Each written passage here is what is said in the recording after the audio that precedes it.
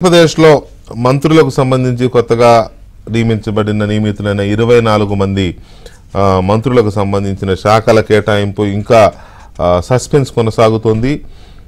చంద్రబాబు నాయుడు ఇవాళ సాయంత్రం ముఖ్యమంత్రిగా బాధ్యతలు తీసుకున్న వెంటనే ఆ శాఖలకు సంబంధించిన లిస్టు కూడా బయటకు వస్తుందని అందరూ ఎక్స్పెక్ట్ చేశారు. బట్ దాదాపు 3 గంటలైనా కూడా ఇంకా అది రాలేదు. ఎందుకు లేట్ అవుతోంది? ఇంకేదన్నా ఇందులో స్ట్రాటజీ ఉందా, లేకపోతే ఎక్కడన్నా తకరారు ఉందా, ఇంకా ఎవరికి ఏ శాఖ ఇవ్వాలనే దాంట్లో ఏమీ అర్థం కాని పరిస్థితి ఉంది. తెలుగుదేశం వర్గాల నుంచి కూడా ఎలాంటి లీక్స్ బయటకు వస్తున్న పరిస్థితి లేదు. సో దీనికి సంబంధించి మా AP bureau chief Ramarao updates ఇస్తారు. Ramarao, good evening. Very good evening. ఏంటి రామారావు, ఎందుకు ఇందులో ఈ సస్పెన్స్ కొనసాగుతోంది శాఖల కేటాయింపులో?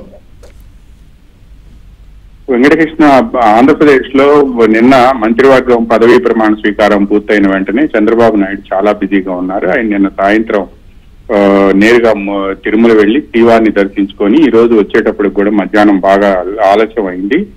ఆయన ఈ రోజు సాయంత్రం ఇస్తారని ముందుగా ఇవ్వాలని భావించినప్పటికీ కూడా సాయంత్రం 4:41 గంటలకు సచివాలయంలో ముఖ్యమంత్రిగా పదవీ బాధ్యతలు స్వీకరించాలని పండితులు ముహూర్తం నిర్ణయించారు.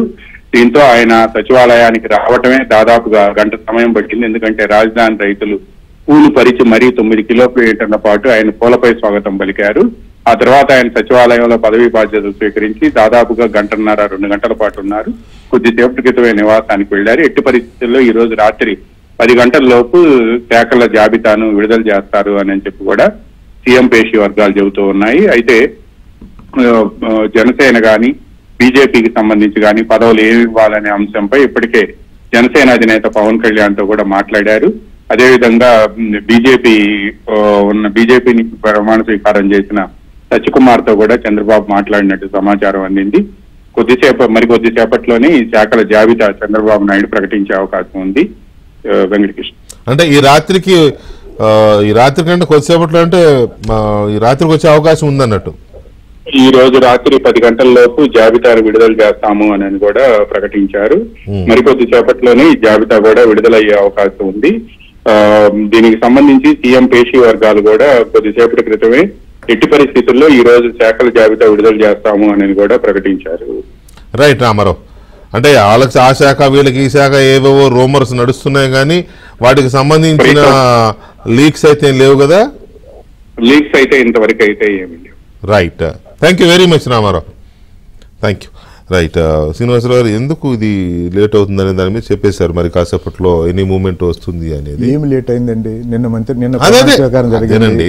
సహజంగా చంద్రబాబు నాయుడు గారిది ఎలా ఉండేది అని అంటే ఇప్పుడున్న టికెట్లు ఇవ్వడం లేట్ అయింది కానీ గవర్నమెంట్ రాగానే శాఖలు వెంటనే ఇస్తారు. మామూలుగా ఎవరైనా 24 గంటల్లో జాబితా ఇచ్చేస్తారు. మొన్న అక్కడ కూడా కేంద్రంలో కూడా ఏం చేశారు, ఈ మరుసటి రోజు మధ్యాహ్నానికే ఈవినింగ్కి వచ్చేసింది కదా. సో ఓకే, అది రైట్.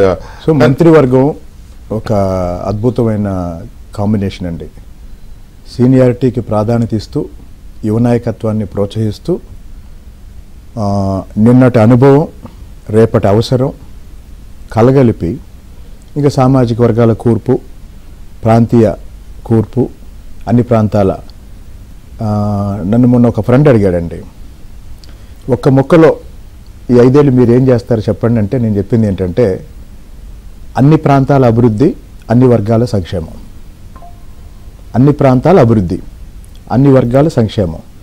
అదే చంద్రబాబు నాయుడు గారు టీడీఎల్పీ ఎన్డీఏ లెజిస్లేచర్ పార్టీ మీటింగ్లో కూడా ఏం చెప్పారంటే అమరావతి మన రాజధాని, విశాఖపట్నం ఆర్థిక రాజధాని, కర్నూలుని అభివృద్ధి చేస్తాము, పారిశ్రామికంగా అన్ని రకాలుగా చేస్తాం. వాస్తవానికి అది గత 5 సంవత్సరాల్లో ఆయన చేశారు. 2014 నుంచి 19 ఆయన చేశారు. కాబట్టి నిన్న ప్రమాణ స్వీకారం చేసిన తర్వాత రాత్రి తిరుమల వెళ్ళారు.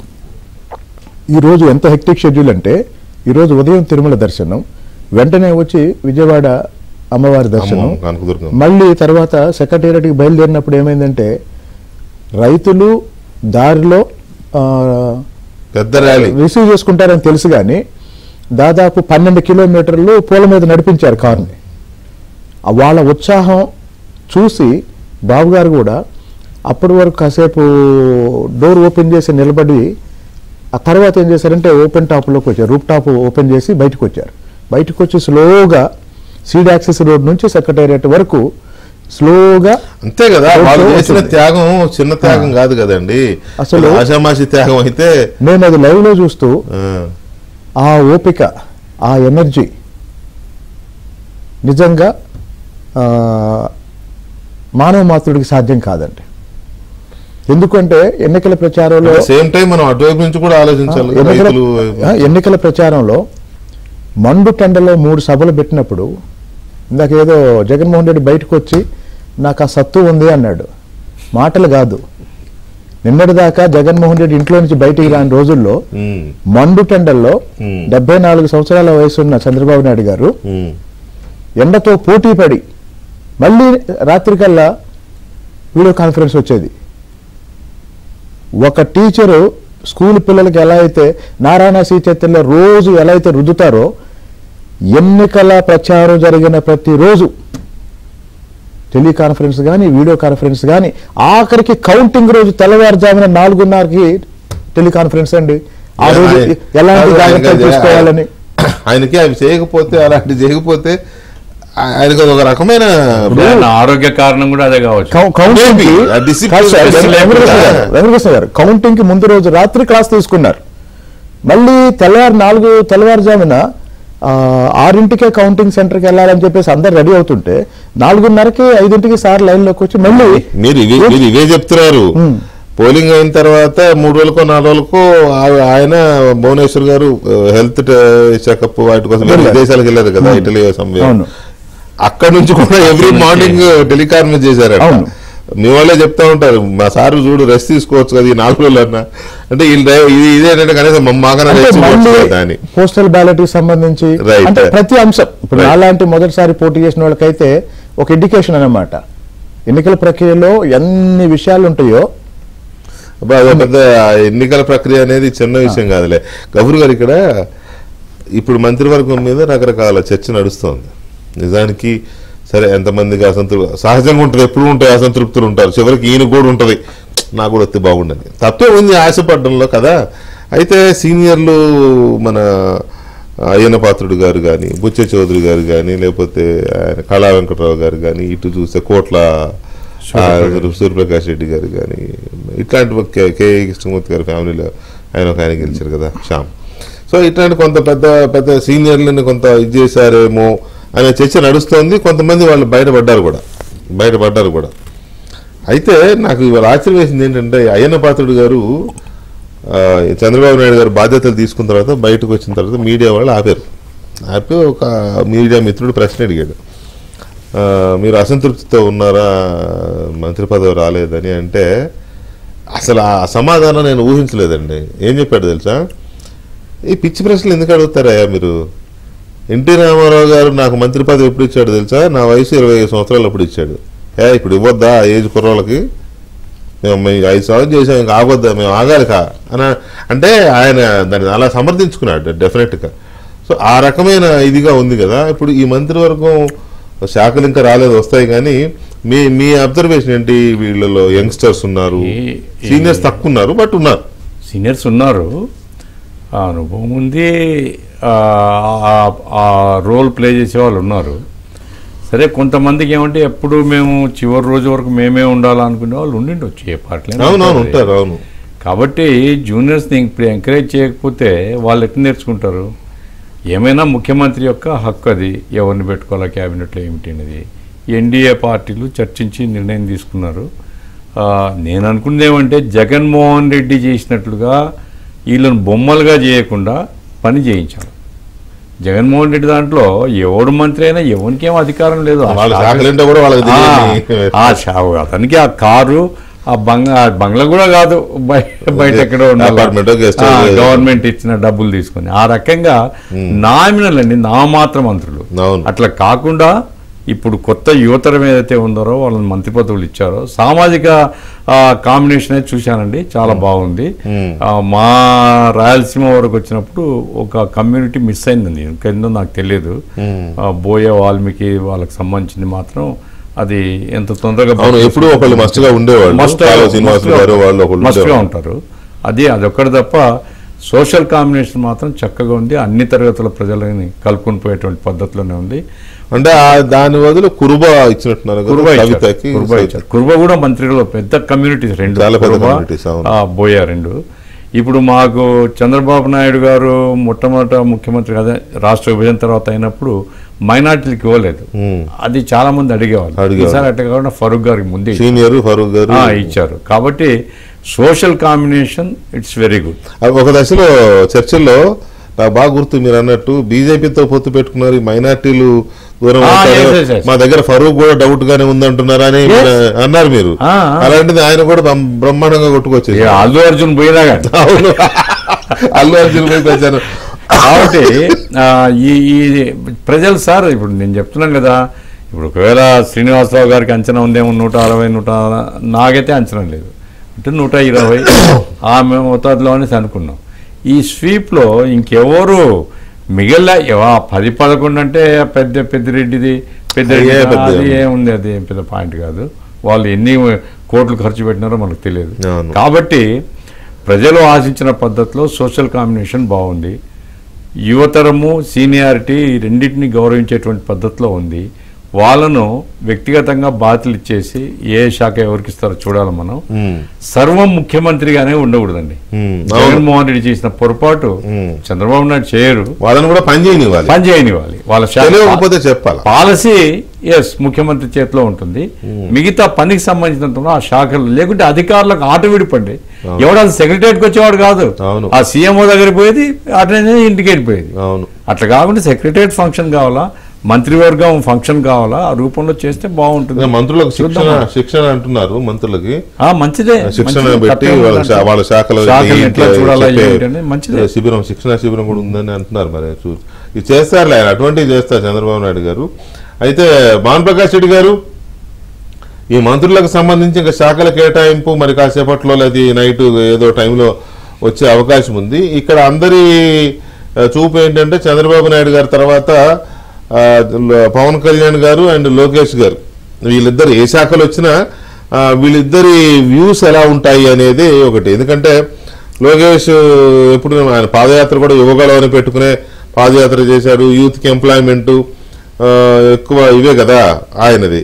ఈయనేమో పేదలు, నిమ్న వర్గాలు, కులాలు, తర్వాత గ్రామాలు, వీటి గురించి ఈయన ఎక్కువ మాట్లాడేవాడు పవన్ కళ్యాణ్ గారు. సో వీళ్ళిద్దరు మంత్రులు ఏ శాఖలు వచ్చినా వీళ్ళు మంత్రులు అయిన తర్వాత వీళ్ళ పనితీరు ఎట్లా ఉంటుంది అనుకుంటున్నారు మీరు? వెంకటకృష్ణ అసలు ఒక ఫిలిం స్టార్, ఒక అంత పవర్ స్టార్ గా ఉన్నటువంటి పవన్ కళ్యాణ్ గారిని నేను దాదాపు ఈ మధ్య ఈ మీటింగుల్లో వీటిల్లో చాలా దగ్గరగా ఒక 4 పర్యాయాలు వ్యక్తిగతంగా వారితో మాట్లాడడం జరిగింది. పూర్తిగా రాజకీయ నాయకుడిగా మారిపోయారు పవన్ కళ్యాణ్ గారు. నేనైతే ఎక్స్పెక్ట్ చేయలే, ఎందుకంటే ఒక అంత పెద్ద స్టారు అంత ఓపిక్గా మారిపోయారంటే ఖచ్చితంగా ఇది చాలా మంచి పరిణామం అని చెప్పి మేము భావిస్తున్నాం. ఈరోజు పవన్ కళ్యాణ్ గారు ఈరోజు మా భారతీయ జనతా పార్టీ, టీడీపీ, జనసేన ఈ కూటమి కలయికలో వారి పాత్ర చాలా ఉంది. ఈ ప్రభుత్వ వ్యతిరేక ఓటు చేయకూడదని చెప్పి వారు ఎంత తపన పడ్డాడో ఆ విధంగా ఆంధ్రప్రదేశ్ అభివృద్ధి మీద కూడా వారికి అంత దృష్టి ఉంది. నేను ఈ మధ్య వారితో మాట్లాడే సందర్భంలో మాట్లాడితే వారికి అంత అవగాహన ఉంది. కాబట్టి చంద్రబాబు నాయుడు గారి అనుభవం, పవన్ కళ్యాణ్ గారి అవగాహన, కేంద్ర ప్రభుత్వంలో ఎన్డీఏ కూటమికి ఇచ్చిన సపోర్ట్తో ఖచ్చితంగా మంచి పరిపాలన ఉంటుంది. ఈ శాఖల విషయం అంటారా, అన్ని సమిష్టి ఏకాభిప్రాయంతో ముందుకు పోతారని. ఇంతకుముందు జగన్మోహన్ రెడ్డి గారు అసలు ఏ రోజైనా రివ్యూ తీసుకున్నారు చెప్పండి? ఏ రోజైనా సరే ఆయా మంత్రిత్వ శాఖల్లో ఏ రోజైనా వాళ్ళ సంబంధిత అధికారులతో రివ్యూ తీసుకున్నారా? ముఖ్యమంత్రి ఎప్పుడన్నా వీళ్ళందరినీ కలిపి రివ్యూ తీసుకున్నాడు? ఏదో క్యాబినెట్ మీటింగ్ పెట్టుకొని అది తూతూ మంత్రంగా చేస్తే కాదు. నీవు ఏ రోజైనా క్యాబినెట్ మినిస్టర్స్తో ఏ సమస్యలు ఉంది, ఏ జిల్లాలో ఏ విధమైనటువంటి ప్రాబ్లమ్స్ ఉన్నాయి, దాన్ని ఏ విధంగా పరిష్కరించాలని ఒక్కరోజైనా మీటింగ్ పెట్టుకున్నాడా? ఎంతసేపు ఈటింగే తప్ప మీటింగ్ లేదు. ఆయన ప్రజల్ని తినే ఈటింగ్ అంటే ఆయన తినేది కాదనా, ప్రజలు చంపుకు తినేది. అదే తప్ప జగన్మోహన్ రెడ్డి గారు చేసింది ఏం లేదు 5 సంవత్సరాల కాలంలో. నాకైతే గట్టి నమ్మకం ఉంది. ఈ క్యాబినెట్ ఉన్నటువంటి 25 మందిలో నాకు తెలిసినటువంటి వరకు చాలా మంది యువత ఉన్నారు. దాంట్లో సగం మంది కొత్త వారని చెప్పి ఉంది దాంట్లో. కాబట్టి ఈ పాత కొత్త కలయికతో మంచి పరిపాలన ఉంటుంది. మనం బాధపడాల్సిన అవసరం లేదన్న. ఇది జగన్మోహన్ రెడ్డి గారి పరిపాలన కాదు, అది అయిపోయింది. 5 సంవత్సరాల చీకటి రోజులు అవన్నీ అయిపోయింది ఆంధ్రప్రదేశ్కి. కాబట్టి మంచి రోజులు వస్తున్నాయి. కాబట్టి ఆంధ్రప్రదేశ్ ప్రజలకు మంచి జరుగుతుంది. పవన్ కళ్యాణ్ గారు మీరు చెప్పినట్టు ఏ శాఖ ఇచ్చినా సమర్థవంతంగా నిర్వహించగలరు వారు. ఎందుకంటే ఇది ఎక్కడ తగ్గాలో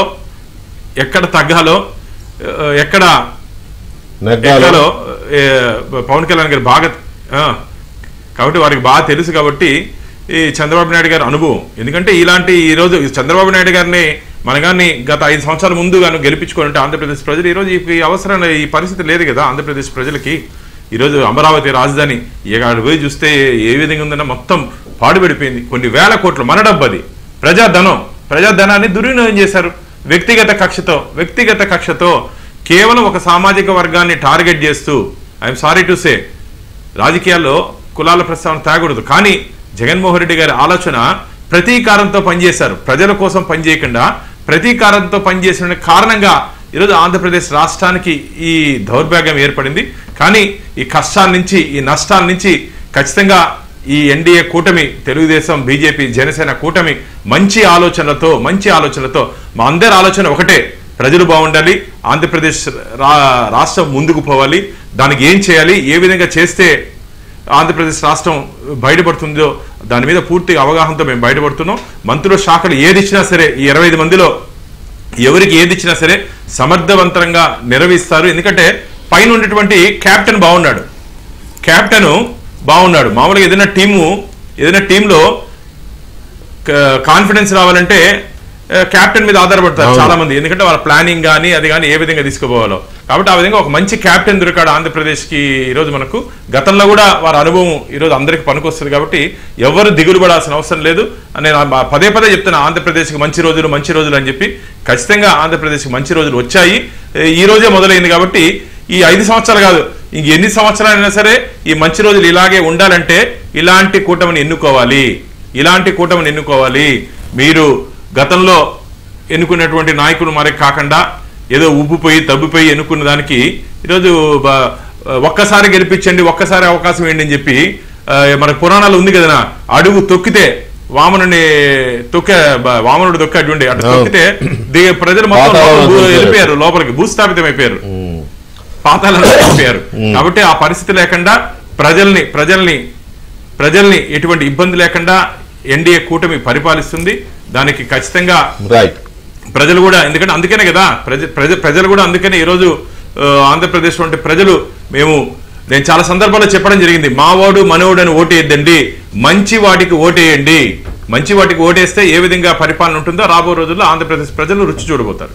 రైట్. ఇక మనం ఒక కీలకమైన అంశం చూడబోతున్నాం. ఇది ఆంధ్రప్రదేశ్లో శాసన మండలి రద్దు అనేది. నిజానికి శాసన మండలి ఇదొక అర్థం లేని వ్యవస్థ, దీనివల్ల పెద్ద ప్రయోజనం లేదని ఎన్టీ రామారావు గారు ఉన్నప్పుడే దీన్ని రద్దు చేశారు. రాజశేఖర రెడ్డి గారు వచ్చిన తర్వాత మళ్ళీ పునరుద్ధరించారు. ఎందుకంటే ఉపాధి కల్పన, లేకపోతే ఉద్యోగ కల్పన, లేకపోతే పదవీ కల్పన, ఏదో ఒకటి దానికి రాజకీయ నిరుద్యోగులకు ఏదో ఒకటి. ఒక 60 మంది ఉమ్మడి రాష్ట్రంలో 60 మంది కదండి, 60 మంది ఉండేవాళ్ళు, 90 మంది ఉండేవాళ్ళు.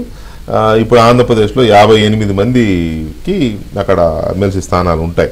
అన్ని ఆల్ ఇంక్లూజివ్, ఉపాధ్యాయ టీచర్స్ ఎమ్మెల్సీ కానీ, లోకల్ బాడీస్ కానీ, గ్రాడ్యుయేట్స్ కానీ, గవర్నర్ నామినేటెడ్ కానీ, ఎమ్మెల్యే కోటా కానీ, ఇవన్నీ కలిపి 58 మంది ఎమ్మెల్సీలు ఉంటారు. అయితే ఆయన రాగానే, జగన్మోహన్ రెడ్డి గారు ముఖ్యమంత్రి అవ్వగానే ఈ రాజధానులు 3 రాజధానులు చేయాలనేది ఒకటి అనుకున్నాడు. దానికోసం ఒక బిల్లు పెట్టి తర్వాత సిఆర్డిఏ దాన్ని కూడా రద్దు చేస్తూ, అప్పుడున్న సిఆర్డిఏ చట్టాన్ని కూడా రద్దు చేస్తూ దానికోసం ఒక బిల్లు పెట్టి 2 బిల్స్ పెడితే, ఆ 2 బిల్స్ అప్పుడు ఉన్న పరిస్థితి ఏంటంటే కౌన్సిల్లో టీడీపీ సభ్యులు ఎక్కువ ఉండేవారు. సహజంగానే అమరావతి రాజధాని కాదు అనేసరికి టీడీపీ వ్యతిరేకించింది. ఎందుకంటే రైతులు అంత త్యాగం చేసి అంత ఖర్చు పెట్టి వర్క్ చేసిన తర్వాత మీరు ఎలాగా ఇది చేస్తారని టీడీపీ కౌన్సిల్లో వ్యతిరేకించింది. సిఆర్డిఏ రద్దు బిల్లుని, 3 రాజధాని బిల్లును కూడా వ్యతిరేకించడంతో ఆ బిల్స్ ఆగిపోవడంతో జగన్మోహన్ రెడ్డి గారికి అనిపించింది, ప్రజలు 151 మంది నాకు గెలిపిస్తే ఈ కౌన్సిల్ ఎందుకు, ఈ కౌన్సిల్లో ఆగిపోవడం బిల్స్, కౌన్సిల్ తీసేయండి అని చెప్పి ఆయన ఆ రోజు జనవరిలో 2020 జనవరిలో కౌన్సిల్ని రద్దు చేయాలి అని చెప్పి ఒక చర్చ పెట్టి అసెంబ్లీలో తీర్మానం చేశారు. చేసి వెంటనే కేంద్రానికి పంపించారు. కేంద్రం దగ్గర చాలా ప్రయత్నం కూడా చేశారు దాన్ని రద్దు చేయించడానికి, వీలైన తొందరగా చేయించాలని. బట్ అప్పటికి దేశంలో మరికొన్ని రాష్ట్రాల నుంచి కూడా ఇలాంటి ప్రతిపాదన 5-6 రాష్ట్రాలు ఉన్నట్టున్నాయి. ప్రతిపాదన ఉండడంతో కేంద్రం వెంటనే దాన్ని యాక్సెప్ట్ చేయకుండా అలా హోల్డ్ చేసింది. ఆ తర్వాత ఒక సంవత్సరం 10 నెలలకి, అంటే నవంబర్ 21 అనుకుంటే నాకు గుర్తున్నంత వరకు, అప్పుడు ఆటోమేటిక్గా కొంత మెజారిటీ పెరిగింది వైసీపీకి. సీట్లు పెరుగుతూ ఉంటాయి కదా, పెరిగిన నేపథ్యంలో మళ్ళీ అసెంబ్లీలో ఒక తీర్మానం చేశారు. అంతకుముందు రద్దు చేసిన తీర్మానాన్ని విత్డ్రా చేసుకుంటున్నట్టు ఒక తీర్మానం చేశారు. కానీ అది కేంద్రం దగ్గరికి చేరలేదు, పంపలేదు. వీళ్ళు ఎందుకు పంపలేదు ఏంటి అనేది మనకు తెలియదు. కానీ కేంద్రం దగ్గర ఇప్పుడున్న రాజ్యసభ సెక్రటేరియట్లో పెండింగ్ ఉన్న ఇదేంటి అని అంటే, ఆంధ్రప్రదేశ్ శాసన మండలి రద్దును కోరుతూ ఆంధ్రప్రదేశ్ అసెంబ్లీ చేసిన తీర్మానమే అక్కడ పెండింగ్లో ఉంది. ఒక రకంగా కోల్డ్ స్టోరేజ్లో ఉంది. ఇప్పుడు దాన్ని కదిలిచ్చి ఎట్లాగో వీళ్ళు కూటమి అధికారంలో ఉంది కాబట్టి అంతా వీళ్ళే కాబట్టి చేయించుకుంటే రద్దు అవుతుంది అనేది సుస్పష్టం. అయితే ఎందుకు రద్దు చేయాలి అనే దానికి ఒక రీజన్ మనం మాట్లాడుకుంటే, ఇప్పుడున్న 58 స్థానాల్లో తెలుగుదేశం పార్టీకి కేవలం 8 స్థానాలు మాత్రమే ఉన్నాయి. తెలుగుదేశంను పీడిఎఫ్ ఒకళ్ళు ఇద్దరు ఉన్నట్టున్నారు. మొత్తం మీద విపక్షాలకు 8 ఉన్నాయి అంతే. 46 స్థానాలు వైఎస్ఆర్ కాంగ్రెస్ పార్టీకే ఉన్నాయి, 4 ఖాళీలు ఉన్నాయి. ఇప్పుడు ఈ 46 స్థానాలు ఇవన్నీ అవ్వాలంటే దాదాపుగా ఇంకొక 2.5-3 years అయితే కానీ ఈ మెజార్టీ తగ్గదు. అప్పటి వరకు వీళ్ళు తెలుగుదేశం పార్టీ ఇప్పుడున్న కూటమి ప్రభుత్వం ఏ బిల్లు చేసినా కూడా వైసీపీకి అసలు నిర్మించడం తెలియదు కదా. జగన్మోహన్ రెడ్డి గారికి ఆలోచనలోనే కన్స్ట్రక్షన్ ఉండదు, డిస్ట్రక్షన్ తప్ప. సో ఏది పెట్టినా అక్కడ ముందుకెళ్లకుండా ప్రతిదీ ఆగిపోయే ప్రమాదమే ఉంది. ఎందుకంటే ఇప్పుడు సపోజ్ అమరావతి తీసుకోండి, లేకపోతే పోలవరం తీసుకోండి, లేకపోతే ఆయన ఇప్పుడు మెగా డిఎస్సి అని అది కూడా ఏదో ఇచ్చేయాలి, లేకపోతే ఇప్పుడు మళ్ళీ అన్న క్యాంటీన్ల పునరుద్ధరణ, ఇవాళ 5 సంతకాలకు సంబంధించే 3-4 చట్టాలు చేయాలి. ఇప్పుడు ల్యాండ్ టైటిలింగ్ యాక్ట్ని రద్దు చేస్తూ మళ్ళీ చట్టం చేయాలి కదా, బిల్లు ఇవ్వాలి కదా, దాన్ని కూడా వ్యతిరేకించవచ్చు వాళ్ళు. సో ఇటువంటివన్నీ అవ్వాలంటే కౌన్సిల్లో 2-3 ఏళ్ల వరకు సాధ్యం కాదు. సో అందువల్ల కౌన్సిల్ని రద్దు చేయాలనే ఆలోచన జరుగుతున్నట్టుగా రాజకీయంగా ఈ కౌన్సిల్కి సంబంధించి అప్పుడు ఎంత గొడవ జరిగిందో, చివరికి షరీఫ్ గారు చైర్మన్గా ఉంటే ఎంత ఎంబరాసింగ్ అంటే అనకూడదు, కానీ ఆయన ముందుకెళ్ళి బండబోతులు తిట్టి పెద్ద మనిషిని కూడా చూడకుండా అంత చేసి రచ్చరచ్చ చేసి చివరికి వీళ్ళు చర్చ పెట్టి తీర్మానం చేశారు కౌన్సిల్ ఎత్తేయాలని. ఢిల్లీకి పంపించారు, అది అక్కడ ఉంది. ఇప్పుడు కొత్తగా మీరు తీర్మానం చేయవసరలా, ఏ ప్రభుత్వం గవర్నమెంట్ ఈజ్ కంటిన్యూస్ ప్రాసెస్ కదా, ఆ తీర్మానం అక్కడ ఉంది. సో ఇప్పుడున్న పరిస్థితుల్లో ఈ చర్చ జరుగుతోంది, మీ పార్టీ కూడా ఆలోచన చేస్తున్నట్టుగా ఒక ఇన్ఫర్మేషన్ ఉంది. సో దీని మీద మీ ఇదేంటి, జగన్మోహన్ రెడ్డి గారు చేసిన కుట్ర ఆయనకే అంటే గత 5 ఏళ్లుగా నేను చూసిన చంద్రబాబు నాయుడు గారి మీద నా అభిప్రాయం ఏంటంటే, ఆనందంలోనూ ఆవేశంలోనూ ఆయన నిర్ణయాలు తీసుకోరండి. ఆనందంలోనూ ఆవేశంలోనూ నిర్ణయాలు తీసుకోరు. పార్టీ ప్రయోజనాలు, రాష్ట్ర ప్రయోజనాలు వీటిని దృష్టిలో పెట్టి తీసుకుంటారు. ఆ రోజు జగన్మోహన్ రెడ్డి కౌన్సిల్లో అమరావతి బిల్లు దృష్టిలో పెట్టుకొని కౌన్సిల్లో రద్దు చేద్దాం అన్నాడు. అంతేగాని అసలు కౌన్సిల్ అంటే ఏంటి, దాని ప్రాధాన్యత ఏంటి, దాని అవసరం ఏంటి అన్న అవగాహన అతనికి లేదు. ఇక్కడ నేను మీకు ఒకటి వినిపించాలి. దీని మీద ఆ రోజు జగన్మోహన్ రెడ్డి కౌన్సిల్ అంటే ఏంటి అనే దాని మీద ఏం మాట్లాడాడో ఒకసారి అది కూడా వినిపిస్తాను. ఒకసారి బయట ఖర్చు గురించి మాట్లాడాడు. ఖర్చు కాదు, చాలా మాట్లాడాడు.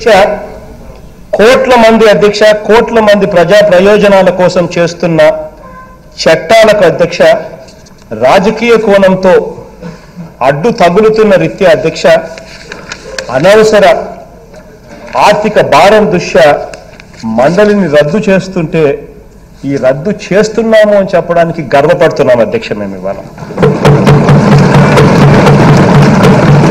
మరి ఈరోజు అధ్యక్ష కోట్ల మంది అధ్యక్ష, కోట్ల మంది ప్రజా ప్రయోజనాల కోసం చేస్తున్న చట్టాలకు అధ్యక్ష, రాజకీయ కోణంతో అడ్డు తగులుతున్న రీత్యా అధ్యక్ష, అనవసర ఆర్థిక భారం దృష్ట్యా మండలిని రద్దు చేస్తుంటే ఈ రద్దు చేస్తున్నాము అని చెప్పడానికి గర్వపడుతున్నాం అధ్యక్ష మేము ఇవాళ.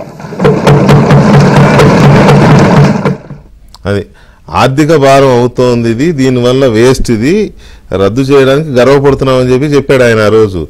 రాజకీయ కారణాలతో బిల్లులకు అడ్డుపడుతున్నారని కూడా అన్నాడు. ఇప్పుడు అదే రాజకీయ కారణం, మీ ముందు చాలా పెద్ద కర్తవ్యాలు ఉన్నాయి, ప్రజలకు ఎన్నో చెప్పొచ్చారు మీరు. ఇప్పుడు మామూలుగా మీరు ఆ రోజు ఒక అమరావతి రాజధాని బిల్లును అడ్డుకుంటేనే అన్ని మాటలు అనేసాడు ఆయన. ఇప్పుడు మీరు వేసే ప్రతిదాన్ని అడ్డుకుంటాడు, సరే ప్రతిదాన్ని. ఇప్పుడు పైగా మెజార్టీ కూడా మామూలుగా లేదు కౌన్సిల్లో. చూడండి సార్,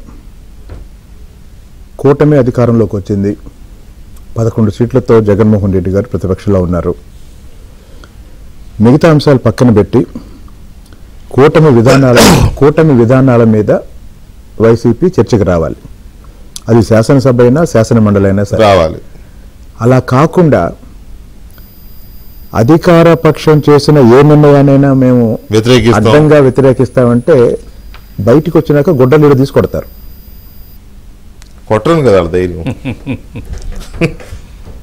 చెప్తున్నా. ఎందుకు అంటే ఈ 5 ఏళ్లలో జగన్మోహన్ రెడ్డి మన రాష్ట్రానికి చేసిన ఒక మేలు ఏంటంటే అందరికీ రాజకీయం అర్థమయ్యేటట్టు చేశాడు.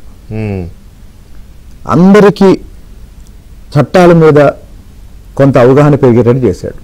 అవును, అందరికీ. లేకపోతే సాయంత్రం 7 గంటలకి ఇన్ని లక్షల మంది టీవీల ముందు కూర్చోరంటే.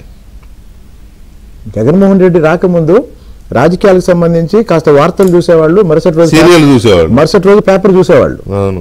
జగన్మోహన్ రెడ్డి వచ్చిన తర్వాత 7 గంటలకి ఏ ఛానల్లో ఏం బేస్ చేస్తున్నారో చెక్ చేసుకున్న తర్వాత జనం డిబేట్లు చూస్తున్నారు.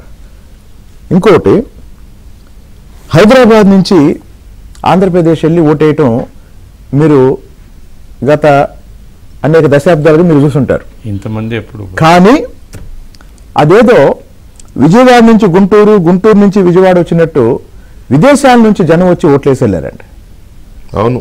అంటే ఏ స్థాయిలో జగన్ అరాచకాన్ని చూసి జనం భయపడ్డారో మొన్న ఎన్నికలు, మొన్న పోలింగ్ ట్రెండే దానికి సాక్ష్యం. కాబట్టి ఇప్పుడు శాసనమని ఉండాలా, శాసన మండలి రద్దు చేయాలా అనేది రాష్ట్ర ప్రయోజనాల దృష్ట్యా, ప్రజాస్వామిక విలువల దృష్ట్యా ఏది అవసరమో చంద్రబాబు నాయుడు గారు నిర్ణయించి పార్టీలో చర్చించి ఒక నిర్ణయం తీసుకొని దాని ప్రకారం ముందుకెళ్తారు. అంతేగాని జగన్మోహన్ రెడ్డి లాగా ఇప్పుడు వైసీపీ ఉందండి, వైసీపీలో ఏం జరిగినా ఎవరు నిర్ణయిస్తారు? జగన్మోహన్ రెడ్డి నిర్ణయిస్తారు. అవును, ఇప్పుడు జగన్మోహన్ రెడ్డి నిర్ణయిస్తారు. లేకపోతే ఏంటి, ఆ సజ్జల, ఆ రజని వాళ్ళు నిర్ణయిస్తారు, వాళ్ళు నడుపుతారు. అంతే కదా. చర్చ ఏమైనా ఉందా ఎప్పుడన్నా? ఈ 5 ఏళ్లలో జగన్మోహన్ రెడ్డి ఈ రోజు ఎమ్మెల్సీని కూర్చోబెట్టి మాట్లాడాడు కదా, ఈ 5 ఏళ్లలో ఎప్పుడన్నా మాట్లాడా? అది ఇప్పుడు ఒకటే నేను కాదండి, తెలుగుదేశం పార్టీ పునాదుల్లోనే ఒక ప్రజాస్వామిక స్ఫూర్తి ఉంది. కాబట్టి జగన్మోహన్ రెడ్డిని దృష్టిలో పెట్టుకొని ఒక నిర్ణయం తీసుకోవడం జరగదు. రాష్ట్ర ప్రయోజనాలు, ప్రజాస్వామ్య విలువలు, వీటన్నిటిని దృష్టిలో పెట్టుకొని పార్టీలో కొంత చర్చ జరిగిన తర్వాత జగన్మోహన్ రెడ్డిని దృష్టిలో పెట్టుకొని నిర్ణయాలు తీసుకోవడం జరగదు అని అన్నారు. నిజమే, ఒప్పుకుంటాను నేను కూడా మాట. కానీ ఇవాళ జగన్మోహన్ రెడ్డి గారు ఎమ్మెల్సీల మీటింగ్ లో ఏం మాట్లాడాడు? మనం కౌన్సిల్లో పోరాడదాం అన్నాడు. ఆయన ఉద్దేశం కౌన్సిల్లో పోరాటం అంటే ఏంటి? మీరు చేసే ప్రతిదాన్ని వ్యతిరేకించడం, ఇప్పుడు ఈ ప్రభుత్వం చేసే ప్రతిదాన్ని వ్యతిరేకించడం. అది మంచి అది సంక్షేమ పథకాలైనా, అభివృద్ధి పథకాలైనా, లేకపోతే రేపొద్దున రాజధానికి సంబంధించో లేకపోతే ఇంకో దానికి ఏది చేసినా వ్యతిరేకించడం. అక్కడ బిల్లు పాస్ అయిపోతే బిల్లు ఆగిపోతుంది కదా. అట్లా కూడా ఏం లేదు. అన్ని బిల్లుల విషయంలో కౌన్సిల్లో రెండోసారి చర్చ అయిన తర్వాత మళ్ళీ అసెంబ్లీకి పోతుంది. అసెంబ్లీ రెండోసారి ఆమోదించమైతే ఆటోమేటిక్ గవర్నర్ దగ్గర పోతుంది కాదండి. ఇప్పుడు ఆర్థిక బిల్లుల ఆపలేరు దాన్ని. సార్ ఆర్థిక బిల్లుల విషయంలో కౌన్సిల్కి ఎలాంటి అధికారం లేదు. ఆర్థిక బిల్లు లేదు. తర్వాత సాధారణ బిల్లుల విషయంలో కూడా ఒకసారి కౌన్సిల్ ఏమన్నా తిరస్కరిస్తే మళ్ళీ అసెంబ్లీ దాన్ని ఆమోదించి మళ్ళీ పంపిస్తే వాళ్ళు మళ్ళీ దాన్ని ఆమోదించి పంపటం తప్ప. మొన్న జరిగింది ఏంటంటే అమరావతి విషయంలో అప్పుడు ప్రతిపక్షంలో ఉన్న తెలుగుదేశం పార్టీ సెలెక్ట్ కమిటీకి పంపిద్దామని ఒక నిర్ణయం తీసుకున్నప్పుడు అధికార పార్టీ వాళ్ళు దాన్ని వ్యతిరేకిస్తూ అరాచకం చేశారు. కాబట్టి మేము చర్చను ఆహ్వానిస్తున్నాం. ఇప్పుడు ఇంకో విషయం అండి, ఈరోజు అసెంబ్లీలో ప్రతిపక్షం లేదు. జగన్మోహన్ రెడ్డి అసెంబ్లీకి వస్తాడా? అసెంబ్లీలో ప్రతిపక్షం లేదు, కౌన్సిల్లో ప్రతిపక్షం లేదు. అంటే ప్రతిపక్షం అంటే అధికార పక్షం ఉంది. మంత్రులందరూ వెళ్ళి కౌన్సిల్లో కూర్చోవచ్చు. ఓటింగ్ ఉండదు. అంటే మంత్రులందరూ ఈరోజు 25 మంది మంత్రులు ఉన్నారు. వీళ్ళందరూ వెళ్ళి కౌన్సిల్లో కూర్చొని అక్కడ చర్చ చేయొచ్చు. కరెక్టే సార్. ఓటింగ్ ఉండదు మీకు. ఇప్పుడు ఆ బిల్లు మీద ఓటింగ్ అన్నారు అనుకోండి సార్, కౌన్సిల్లో ఓటింగ్ మీద ఆధారపడి పాస్ అయ్యే బిల్స్ ఎప్పుడో 100లో ఒకటి ఉంటది. ఇప్పుడు కౌన్సిల్లో చర్చ జరగాలి అంటే కౌన్సిల్లో ఇప్పుడు ప్రధానమైనది బడ్జెట్ అండి. బడ్జెట్ సంబంధించి శాసన మండలికి దాని మీద చర్చించడం తప్ప ఓటింగ్ కూడా అవకాశం లేదు. కాబట్టి రేపు ఇప్పుడు ఈ రోజు కౌన్సిల్ ఎవరైతే ఇప్పుడు జగన్మోహన్ రెడ్డి గారితో మీటింగ్లో ఎవరైతే ఉన్నారో వాళ్ళందరికీ తెలుసు కదా మొన్న ఓటమికి కారణం జగన్ అని. మళ్ళీ అదే జగన్ మనం కౌన్సిల్లో పోరాడాలి, మనం జనంలోకి వెళ్దామంటే ఇంకోటి, ఈ కౌన్సిల్కి వెళ్ళిన వాళ్ళంతా ఎవరు? ప్రత్యక్ష ఎన్నికల్లో పాల్గొనకుండా రకరకాల కారణాలు. ఈ పాయింట్ ఇప్పుడు మీరు అన్న పాయింటే, అసలు మన పార్టీ ఓడిపోవడం కారణం జగన్ విధానాలే అని చాలా మంది అనుకుంటున్నారు. చాలా మంది కాదు, అందరూ. మరి ర్యాంకింగ్ ఎక్కువైంది కానీ ఓడిపోయిన వాళ్ళు అలాగే ఎట్టాగో అనుకుంటారు. ఇప్పుడు ఉన్న వాళ్ళు కూడా ఇంత దారుణంగా ఎందుకు పడిపోయాం మనం అనే దాంట్లో మళ్ళీ ఆయన వైపే వేలెత్తి చూపుకుంటున్నారు. సో ఈ దీంట్లోనే ఎమ్మెల్సీలు చాలా మంది, గఫూర్ గారు, చాలా మంది ఎమ్మెల్సీలు ఇప్పటికే గోడ ఎక్కారని, గోడ దూకడం లేట్ అని. ఇప్పుడు ఒకటండి, కౌన్సిల్ విషయంలో ఏం నిర్ణయం తీసుకుంటారనేది మనం చూడాల్సిందే. మేము ఎన్టీ రామారావు గారు కౌన్సిల్ రద్దు చేసినప్పుడు మేము బలపరిచాం. మా పార్టీగా కౌన్సిల్ అనవసరం అనేది మేము మొదటి నుంచి చెప్తున్నాం. అది ఖర్చు పరంగానేనా ఇంకా వేరే ఖర్చు కాదు, ఇది రాజకీయ నిరుద్యోగులుగా కొంత ప్రజలతో సంబంధం ఉండదు. నామినేట్ చేస్తారు, పెద్దరికం ఏముండదు అక్కడ. ఇటువంటి వాళ్లకు మీరు పెట్టుకొని అనవసరం 2 సభలు ఎందుకు? ఇప్పుడు రాష్ట్రంలో ఒకే సభ, కేంద్రంలో 2 సభలు పెట్టారు. తప్పదు. ఒక సభ ఏమో రాష్ట్రాలను రిప్రజెంట్ చేస్తూ ఉంటుంది రాజ్యసభ, ఒకటేమో డైరెక్ట్గా ప్రజలతో ఎన్నికైన. కాబట్టి కేంద్రంలో 2 సభలు ఉండాలా, రాష్ట్రంలో ఒకే సభ చాలు అనేది మా అభిప్రాయం. ఇప్పుడు తెలుగుదేశం పార్టీ ఏ వైఖరి తీసుకుంటారో నాకు తెలియదు, కానీ ఒక పాలసీగా మేము రద్దు చేస్తాము అంటే ఓకే, అభ్యంతరం లేదు. కాదు 48 మంది వాళ్ళు ఉన్నారు కాబట్టి ఇప్పుడు రద్దు చేస్తాం, మళ్ళీ 6 నెలలకు పునరుద్ధరిస్తాం అంటే అది ఫెయిర్గా ఉండదు. కాబట్టి అది రాజకీయం మన జగన్మోహన్ రెడ్డి చేసినట్లు అవుతుంది. దానికంటే ఇప్పుడు కౌన్సిల్లో అన్నీ అడ్డుకోలేరండి. ఆర్థిక బిల్లుల మీద కౌన్సిల్కి ఎలాంటి అధికారం ఉండదు. చర్చ వరకు చేయొచ్చు, వాళ్ళ అభిప్రాయాలు తెలియజేయచ్చు. బట్ మళ్ళీ అసెంబ్లీలోనే పెట్టాలి. అసెంబ్లీకి ఆమోదం అయితే ఆటోమేటిక్గా చట్టం అయిపోతుంది. కాబట్టి చాలా విషయాల్లో వాళ్ళు అడ్డుకోలేరు. కొన్ని విషయాల్లో వాళ్ళ అభిప్రాయాలు చెప్తారు, మెజార్టీగా తీర్మానం కూడా చేస్తారు. దాన్ని మనం ప్రజాస్వామ్యం. అంతేకాకుండా ఇప్పుడు మీరు చెప్పినట్లుగా వీళ్ళందరూ ఎవరు? జగన్మోహన్ రెడ్డి వాళ్ళేమి నష్టాలు జరుగుతున్నా మీదేసుకునే మనుషులుగా చాలామంది నిరుద్యోగులుగా ఉండి ఏదో పదవి కోసం పోయినటువంటి వాళ్ళు. ఇప్పుడు గవర్నమెంట్లో ఏదైనా పనులు చేయించుకోవాలా అంటే మరి జగన్మోహన్ రెడ్డి ఏముంటది? కాబట్టి వాళ్ళు ఒక గ్రూప్ గా ఏర్పడి వాళ్ళు సొంతంగా నిర్ణయాలు తీసుకుని దుకాణమే చెప్పలేము. అది ఇక్కడ ఒక పాయింట్ అండి. గత 5 సంవత్సరాలుగా జగన్మోహన్ రెడ్డి మంత్రివర్గంలో ఉండి లేదా బయట ఉండి జగన్మోహన్ రెడ్డి కళ్ళల్లో ఆనందం కోసం ఇష్టం వచ్చినట్టు ఎవడైతే మాట్లాడాడో, అది రోజా కావచ్చు, నాని కావచ్చు, ఆ నాని ఈ నాని ఎవడైనా కావచ్చు, అడ్రస్ లేకుండా పోయారు కదా. ఈ విషయాలు కౌన్సిల్లో ఉన్న వాళ్ళకి అర్థమవుతాయి, అందరికీ తెలుసు. ఇంకోటి, జగన్మోహన్ రెడ్డి అధికారంలో ఉన్నప్పుడు ఈ కౌన్సిల్లో ఉన్న వాళ్ళు చాలా మంది మౌనంగానే ఉన్నారు. ఈరోజు కొత్తగా మాట్లాడతారని నేను అనుకోవట్లేదు. అంతేనా? టచ్ లోకి వచ్చారా? ఒక్క విషయం అండి, ఒక్క నిమిషం. ఇప్పుడు వైసీపీలో ఉన్న వాళ్ళు ఎవరైనా సరే ఒకళ్ళిద్దరు తప్ప నిన్న ఎన్నికల ముందు ఎవరైతే బయటకు వచ్చి జగన్మోహన్ రెడ్డికి వ్యతిరేకంగా ఇలా రాజకీయం ఇలా ఉండకూడదు, పరిపాలన ఇలా ఉండకూడదు అనుకున్నారో వాళ్ళని నమ్మొచ్చు. కానీ నిన్న ఎన్నికల్లో కూడా జగన్మోహన్ రెడ్డితోనే ఉండి ఈరోజు అధికారం రాలేదు కాబట్టి అటు ఇటు చూసేవాళ్ళు ఎవరైతే ఉన్నారో వాళ్ళకన్నా ప్రాస్టిట్యూట్స్ బెటర్. దూరం పెట్టడం మంచిది. రాజకీయాల్లో ఉంటారు, ప్రజలు అంగీకరించారు. అవును. భానుప్రకాష్ రెడ్డి గారు, మీరు ఇందాకేదో కొంతమంది ఎమ్మెల్యేలు ఆల్రెడీ టచ్ లోకి వచ్చారని చెప్పారు, ఒక నాయకుడు అన్నారనేది అన్నారు. ఇప్పుడు ఎమ్మెల్సీల పరిస్థితి ఎలా ఉంది? కొన్ని మాట్లాడకూడదన్నా బా కానీ వాళ్ళకి అక్కడ రాజ్యసభలో అవసరం ఉందంట. ఇంతసేపు మనం మాట్లాడుకున్నాం, వాళ్ళకి బలం ఉందని చెప్పారు కదా, ఆ బలం ఏ విధంగా వచ్చింది? ఆ బలం ఏ విధంగా వచ్చింది? వాళ్ళకి పెద్దల సభలో బలం ఏ విధంగా వచ్చింది? ఎలక్షన్స్ పేరుతో సెలక్షన్స్ చేసుకున్నారు, ఎన్నికల పేరుతో ఎంపికలు చేసుకున్నారు. లోకల్ బాడీ ఎలక్షన్స్ లో ఎక్కడ ఎన్నికలు జరిగాయన్నా ఏకగ్రీవంగా ఎన్నికలు జరుపుకోలేదా? తద్వారా వాళ్ళు ఎమ్మెల్సీలు నింపుకోలేదా? జరిగినటువంటి టీచర్స్ కానీ గ్రాడ్యుయేట్ ఎలక్షన్స్ లో కానీ అప్పుడే దొంగ ఓట్లు కానీ మిస్యూజ్ ఆఫ్ పవర్ కానీ పెట్టి గెలవలేదు వాళ్ళు. కాబట్టి ఆయనకి మాట్లాడే నైతిక హక్కు కోల్పోయాడు. అసలు ఆర్థికం అనే మాట మాట్లాడే నైతిక హక్కు జగన్మోహన్ రెడ్డి గారు కోల్పోయారు ఆంధ్రప్రదేశ్ లో. నీ చుట్టూరు ఎంతమంది సలహాదారులు ముఖ్యమంత్రి గారు మీకు? ఎన్ని వందల కోట్ల రూపాయలు తగలేశారు వాళ్ళకి, జీతాలకి, కార్లకి, గెస్ట్ హౌస్ కి, అటెండర్లకి. అది సమంజసమా? ముఖ్యమంత్రికి నిన్ను ఎన్నుకుంటే ఎవరిన ఇద్దరో ముగ్గురో నా సలహాదారులు ఉంటారు. అంతమంది సలహాదారులు పెట్టుకుని ఏ రోజైనా విన్నా ఒకరి సలహాలన్నా నువ్వు ప్రజాధనాన్ని వృధా చేసి ఆర్థిక పరిస్థితి ఆర్థికంగా నష్టపోతుంది రాష్ట్రం అని చెప్పి మాట్లాడే వ్యక్తి జగన్మోహన్ రెడ్డి. అసలు ఈరోజు తల దించుకోవాలి ఆయన. ఇది మంచిది కాదు. కాబట్టి మాట్లాడే ముందు ఏ రోజైనా ఒకసారి మాట్లాడే ముందు ఆలోచించి మాట్లాడారు జగన్మోహన్ రెడ్డి గారు. ఈరోజు ఖచ్చితంగా మీరు ఎన్ని కుట్రతాలు పన్నినా సరే రాష్ట్ర ప్రయోజనాల కోసం ఎన్డీఏ కూటమి మేము పనిచేసేదానికి సిద్ధంగా ఉన్నాం. మీరు అడ్డుకుంటే ఇంతకుముందు శ్రీనివాస్ గారు చెప్పినట్టు ప్రజలు ఏ విధంగా బుద్ధి చెప్పాలో ఆ విధంగా బుద్ధి చెప్తారు. ఇప్పటికే ఎన్నికల్లో ఓటు రూపంలో బుద్ధి చెప్పారు. ఇంకా ఎక్కువైనా కావాలనుకుంటే మీ ఇష్టం, మేమేం చేయలేము. ఇప్పటికైనా గమ్ముని మీకు ఇచ్చినట్టు ప్రతిపక్ష హోదా కూడా ఇవ్వలేదు. గమ్ముని చూడండి, మేము మంచి చేస్తామంటే కూడా కులుకొని ఏడిస్తే ఎట్లా?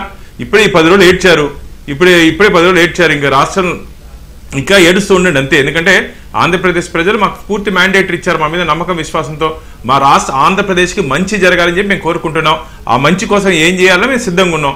ఆ మంచి జరగాలంటే ఎటువంటి మార్పులు తేవాలన్నా, ఎటువంటి మార్పులు తీసుకురావాలన్నా ఆ విధంగా మా ఎన్డీఏ కూటమి ముందుకు పోతుంది. కాబట్టి మీ సవాళ్ళకి, మీ బెదిరింపులకి భయపడే రోజులు లేవు జగన్మోహన్ రెడ్డి గారు. అయిపోయింది, మీ కథ అయిపోయింది. సిద్ధం సిద్ధం సిద్ధం అన్నారు కదా, ఈరోజు సిద్ధంగా ఉండండి. ఎన్డీఏ కూటమి ప్రజల కోసం తీసుకుంటే నిర్ణయాలు కానీ అడ్డం పెడితే పరిణామాలు చాలా తీవ్రంగా ఉంటాయి. ప్రజలే మీకు గట్టిగా బుద్ధి చెప్తారు. రైట్, చూద్దాం ఏం జరుగుద్దో భవిష్యత్తులో. అటు ఇటు దూకేస్తారా, లేకపోతే మీరు అన్నట్టుగా ప్రభుత్వాన్ని వ్యతిరేకించకుండా ఒక కన్స్ట్రక్టివ్ డిబేట్కి వెళ్ళి సమర్థిస్తారా చట్టాలని, బిల్లుల్ని?